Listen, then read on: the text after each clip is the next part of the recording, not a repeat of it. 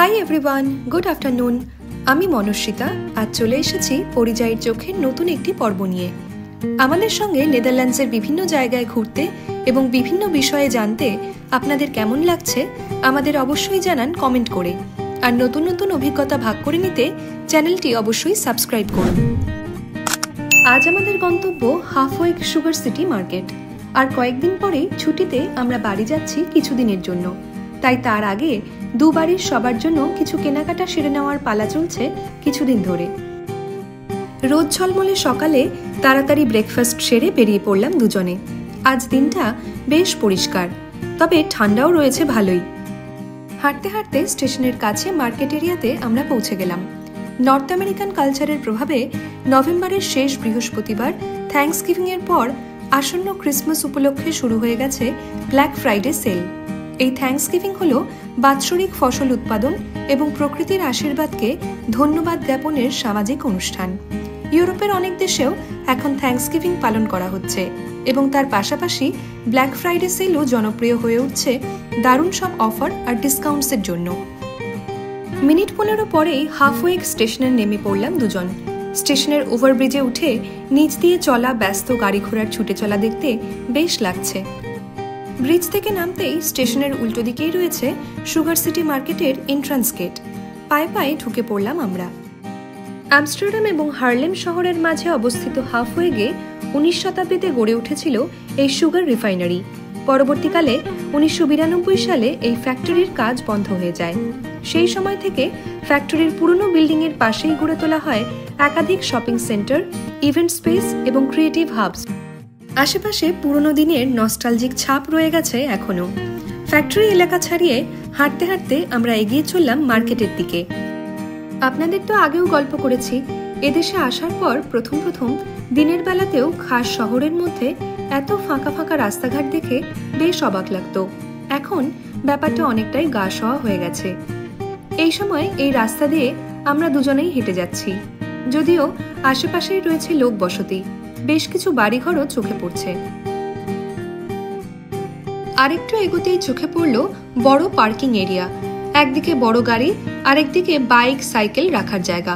এদেশে তো অনেক রকমের সাইকেল দেখা যায়। এই বিশেষ সাইকেলটির সামনে যে কভার্ড জায়গাটা দেখছেন, সেটা হলো ছোট বাচ্চাদের সেফলি বসিয়ে নেওয়ার জায়গা। একসঙ্গে 2-3টি বাচ্চাও সহজেই বসতে পারে সেখানে, আর বাবা মায়েদেরও সুবিধে হয় যাতায়াতের ক্ষেত্রে। ভেতরে গেটের সামনেই এক জায়গায় রয়েছে বিভিন্ন দোকান, ক্যাফে, রেস্টরুম, স্মোকিং রুমের ডিরেকশন। আর রাস্তার দুধারে রয়েছে পরপর বিভিন্ন জিনিসপত্র, জামা কাপড়ের জানা অজানা ব্র্যান্ডের দোকান। প্ল্যানিং এর দিক থেকে এখানকার শপিং হাবগুলো অনেকটা একই রকম ভাবে তৈরি করা। অনেক দোকানের ভেতরেও উইন্ডোর সামনে রাখা আছে সুন্দর সাজানো ক্রিসমাস ট্রি। দেখতে দেখতে এগিয়ে চললাম আমরা। গোটা মার্কেট লাইট আর ক্রিসমাস ডেকোরেশনস দিয়ে সেজে উঠেছে। দেখতেও বেশ ভালো লাগছে, আর আসন্ন উৎসবের আনন্দও অনুভব করা যাচ্ছে। সেই আনন্দই আরো ছড়িয়ে দিতে জনাচারেক ছেলে মেয়ে ক্লাউন, পোপ ইত্যাদির ছদ্মবেশে কালারফুল ড্রেস পরে ঘুরে বেড়াচ্ছে। আমাদের দিকেও হাসি মুখে হাত নাড়িয়ে দিল ওরা। ঘুরে ঘুরে এবার আমরা চলে এলাম বিশ্ববিখ্যাত সুইস চকলেট ব্র্যান্ড লিন্ডের ব্রাঞ্চে। ব্ল্যাক ফ্রাইডে সেল চলছে এখানেও, আর বিভিন্ন রকম চকলেটের উপর বেশ ভালো অফারও চলছে। পায়ে পায়ে ঢুকে পড়লাম চকলেটের স্বর্গরাজ্যে। ভেতরে ঢুকতেই সদা হাস্যময় অ্যাটেন্ডেন্ট টেস্ট করার জন্য এগিয়ে দিচ্ছেন চকলেটের প্লেট। সামনেই এক একটা কাঁচের বাক্সে রাখা আছে নানা স্বাদের চকলেট। আরেকদিকে রাখা আছে স্পেশাল সেলের জন্য বিশেষ প্যাকেটগুলি। সামনের শেলফে রাখা যে পুতুলগুলি আপনারা এখন দেখতে পাচ্ছেন, এমনকি এই বড় টেডি বিয়ারটাও কিন্তু চকলেটের তৈরি। আর বাঁদিকে রাখা আছে Christmas special assorted chocolate box. Leaned থেকেই পরবর্তীকালে এর আরেকটি সাব ব্র্যান্ড বেরোয় লিন্ডর নামে। আমাদের পরিচিত ডার্ক আর মিল্ক চকলেটের পাশাপাশি এখানে রয়েছে hazelnut, caramel, extra dark, cotton candy, vanilla সহ আরও অনেক রকম ফ্লেভারের চকলেট। আবার এক্সপেরিমেন্টাল চকলেট লাভারদের জন্য রয়েছে sugar free, wafer, mint, chilli, orange, sea সল্টের মতো ইউনিক সব ফ্লেভারের চকলেট। চকলেট কিনে বেরিয়ে কিছুটা এগিয়ে আমরা এবার চললাম নাইকের শোরুমের দিকে। একটা ভালো রানিং শু আমার দরকার, কিন্তু এদেশে আমার জুতো নিয়ে মূল সমস্যা হয় সঠিক সাইজ পাওয়া। এখানে সবাই বেশ লম্বা, পায়ের সাইজও বেশ বড়, আর তার মধ্যে আমি এসেছি এক চুনোপুটি। কাজেই সব জায়গায় আমার পছন্দসই জুতোর ঠিকমতো সাইজ পাওয়া যায় না। দোকানে ঢুকতেই প্রথমেই রয়েছে ছেলে মেয়েদের বিভিন্ন রকম জ্যাকেট, প্যান্টস, সোয়েটশার্ট, টি শার্টের কালেকশন। অন্যদিকে রয়েছে বাচ্চাদের বিভিন্ন জামার কালেকশন। বেশ কিছু জিনিসের উপর 30 থেকে 50% অফারও দেওয়া হচ্ছে, আর দাম মোটামুটি 10 ইউরো থেকে শুরু। দোকানের একদিকে রয়েছে স্পোর্টস শু কালেকশন, দাম মোটামুটি 70 ইউরো থেকে শুরু, তবে সেটা জুতোর টাইপ আর কালারের সঙ্গে সঙ্গে ভ্যারি করে। আজকেও এখান থেকে আমার জুতো পাওয়া গেল না। অগত্যা চকলেট খেতে খেতে মার্কেট থেকে বেরিয়ে পড়লাম দুজনে। এখন আবার ওভারব্রিজ পেরিয়ে ওপারে গিয়ে ফেরার ট্রেন ধরবো আমরা। তবে এখনো আমাদের শপিং একটু বাকি।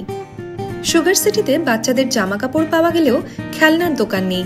এদিকে বাড়ির পুচকি ভাইজি ভাইপোদের জন্য আমাদের খেলনা কেনার প্ল্যান, তাই ঠিক করলাম জ্যান্ডাম মার্কেট থেকেই বাড়ি ফেরার পথে সেগুলো আমরা কিনে নেব। বাড়ির কাছের এই জ্যান্ডাম মার্কেটেও সব দোকানেই চলছে ব্ল্যাক ফ্রাইডে সেল। প্রচুর লোকজন জামা কাপড়, কসমেটিক্স ইত্যাদি বিভিন্ন জিনিসপত্র কেনাকাটা করছেন।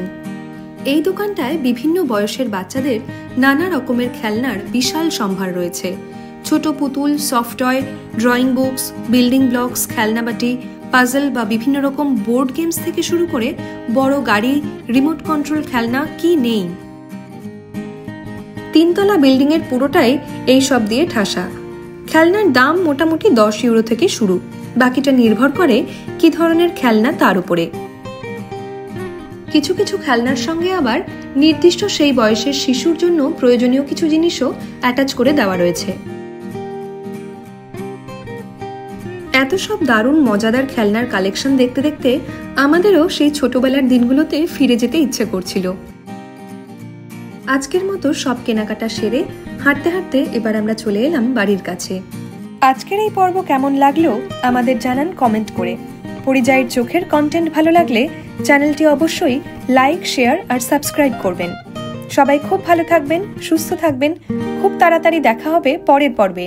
Until then, tata.